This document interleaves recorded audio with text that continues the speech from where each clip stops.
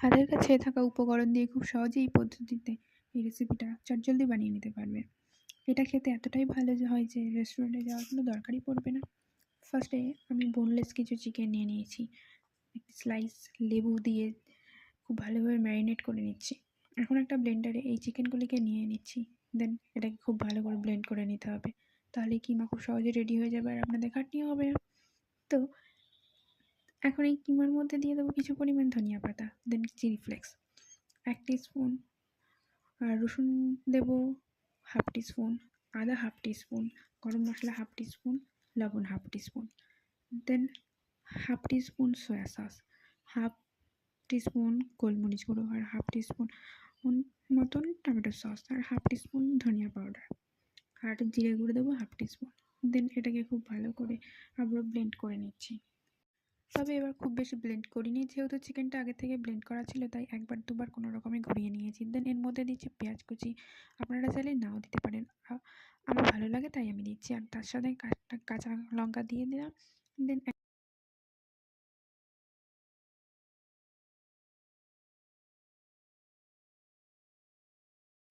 দেন এখানে 1 টেবিল চামচ সয়াবিন তেল আপনারা গরম করে এই মিশ্রণটির ওপরে ভালোভাবে দিয়ে দিচ্ছি। তো এখানে আমি সয়াবিন তেল ইউজ করেছি, তো এখানে আপনারা সাদা তেল চাইলেও ব্যবহার করতে পারেন, এটা আপনাদের চয়েস। তো তারপর এই তেল দিয়ে খুব সুন্দরভাবে আমি ম্যারিনেট করে নিচ্ছি। এরপর আমি হাত দিয়ে ম্যারিনেট করে নিচ্ছি যাতে ভালোভাবে মিশ্রণটি মাখা হয়। তো খুব সুন্দরভাবে মিহিভাবে মিশ্রণটা মেখে নিয়ে আমি আলাদাভাবে রেখে দিচ্ছি।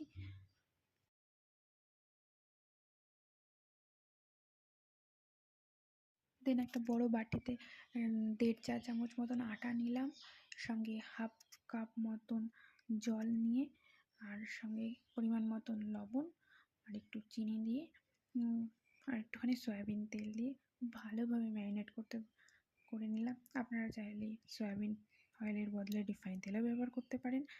এবার সব উপকরণগুলি খুব ভালো করে মিক্সড করে নিচ্ছি। এরপর হালকা একটু উষ্ণ গরম জল করে নিয়ে সেটাকে খুব ভালো করে মেখে নিয়ে একটা সুন্দর একটা ডো তৈরি করে নিচ্ছি।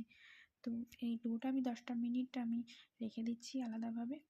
তো হাতে বেশি সময় থাকলে পারে বেশি রাখলে খুব ভালো হয়, আমার যেহেতু অল্প সময় তাই আমি 10টা মিনিট রেখে দিচ্ছি ঢাকা দিয়ে।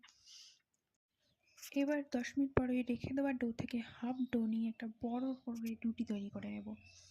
তো একটা বড় করে রুটি তৈরি করে নিলে কি সুবিধা হয় আমাদের বারবার করে ছোটো ছোটো করে রুটি করতে হবে না মোমোর জন্য।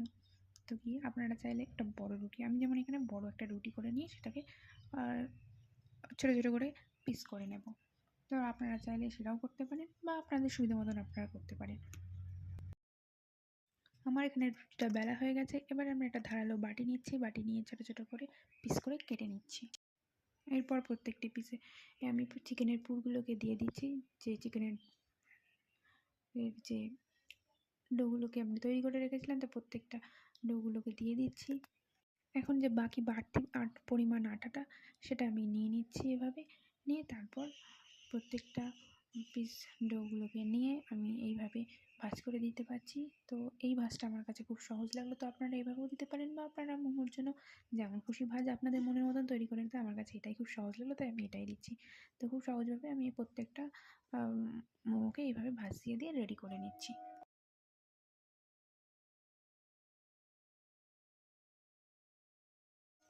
এখন এইভাবে সবগুলোকে তৈরি করে নিয়ে আমি একটা পাত্রে আলাদাভাবে রেখে দিচ্ছি। দেন একটা গ্যাসে একটা কড়াইয়ে বসিয়ে দিয়ে এখন 1 চা চামচ ঘি এখানে গরম করে নিচ্ছি। আপনারা চাইলে ঘিয়ের বদলে বাটার ইউজ করতে পারেন। দেন 1 চা চামচ আদা রসুন কুচি যখন লাল হয়ে এসেছে তখন 4 পিস গোটা চিংড়ি মাছ দিয়ে দিচ্ছি, আর 4-5 পিস মতন মিহি করে কেটে নেওয়া চিংড়ি মাছ সেগুলো দিয়ে ভালো করে নেড়ে চেড়ে নেব। তো আমি আগে থেকে এই চিংড়ি মাছটা কেটে রেখেছিলাম, তো সেই মিহি করে কেটে রাখা চিংড়ি মাছটুকুও দিয়ে দেবো, দিয়ে খুব ভালোভাবে নেড়ে চেড়ে নেবো। যখন এগুলো খুব সুন্দরভাবে লাল লালভাবে ভাজা হয়ে যাবে দেন সামান্য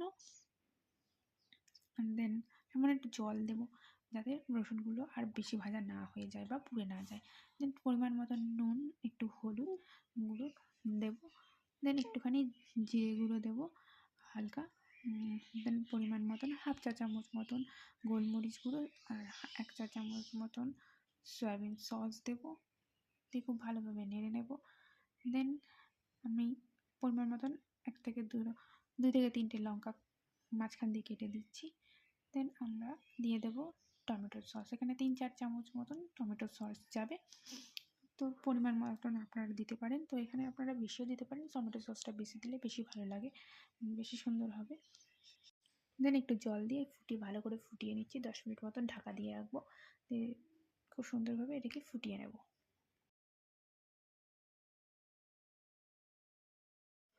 10 মিনিট হয়ে এলে ঢাকনাটাকে সরিয়ে আবারও একটু নেড়ে চেড়ে নেব।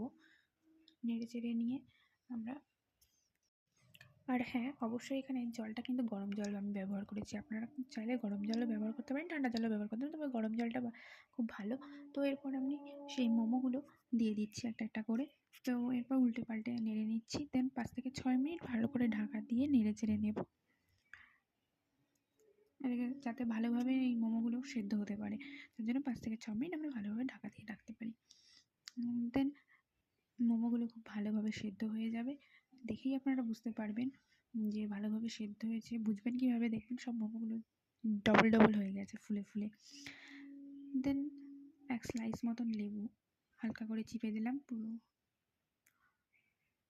তারপর আমরা কর্নফ্লাওয়ার দিয়ে দিচ্ছি। 1/2 চামচ মতন কর্নফ্লাওয়ার নিয়ে হাফ কাপ মতন জল দিচ্ছি। কর্নফ্লাওয়ার চাইলে আপনারা 1 চামচ মতন দিতে পারেন, আপনাদের পরিমাণ মতন অনুযায়ী দিয়ে এটাকে ভালোভাবে নাড়িয়ে নেবেন। কিন্তু কর্নফ্লাওয়ার দেওয়ার পরে বেশিক্ষণ এটাকে ফোটানো যাবে না। তারপরে দেখবেন আস্তে খুব তাড়াতাড়ি এটাকে খুব ঘন হয়ে এসেছে স্যুপটা। আর তারপরে কি লাস্টে পরিমাণ মতন আমি কাঁচামরিচ দিয়ে দিলাম। তো এটা আপনারা দিতেও পারেন, নাও দিতে পারেন, সেটা আপনাদের মর্জি। তো এরপর আমরা লাস্টে দিচ্ছি স্বাদ মতন নুন, আর চিনিও দিতে পারেন যদি আপনাদের প্রয়োজন মনে হয়। যদি আপনারা খান তাহলে দেবেন, নাহলে দেবেন না। আমি এখানে চিনি দিয়েছি, আমার এখানে একটু নুন লেগেছিল, তাই আমি নুন চিনি একসাথে মিশিয়ে দিয়েছি। তো এইভাবে খুব সহজে তৈরি হয়ে গেল আপনাদের চিকেন সুপি মোমো। তো ভিডিওটা কেমন লাগলো অবশ্যই আমাকে জানাবেন লাইক এবং কমেন্ট করে। তাহলে আমি নেক্সট ভিডিওতে আরও একটি সুন্দর সুন্দর রেসিপি নিয়ে আসছি।